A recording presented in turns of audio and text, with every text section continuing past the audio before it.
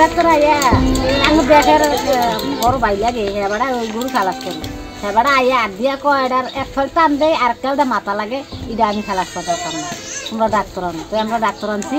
Doctor আইয়া কয় হয় এটা 2 মাথা এটা বাছুরে একটা না 2টা না বাছুরে একটা মাথা হচ্ছে 2টা এটা খালাস করতে কষ্ট তো অনেকক্ষণ ফাড়াফাড়ি করছে কইরা খাইরা এরপর কয় না এটাকে সিজার করুন লাগবে গরু এরপর কয় না দেখি চাই চেষ্টা করে পারিনি এরপর অনেকক্ষণ চেষ্টা করে চাইজনে টাইম নেয়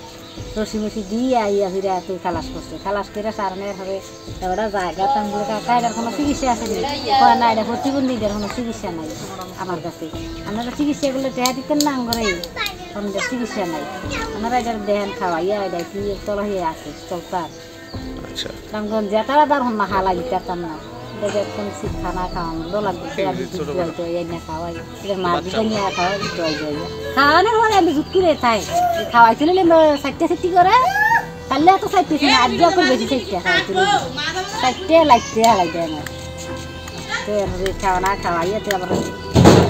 আবার প্রথম করে তা আবার দোয়াই নিয়ে তা আবার খাওয়াই যমুনা ইলেকট্রনিক্স ঈদে ডাবল খুশি অফার সিজন 3 যে কোনো পণ্য কিনলেই পাচ্ছেন নিশ্চিত ঈদ উপহার। আউটিয়া খোলা গ্রামে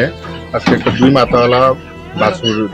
সদ্য জন্মগ্রহণ করেছে এটাকে বলা হয় পলিস্যাপালিক কাপ আর এটা আপনার এটা জন্মগত ত্রুটি বলা যায় বাংলায় বললে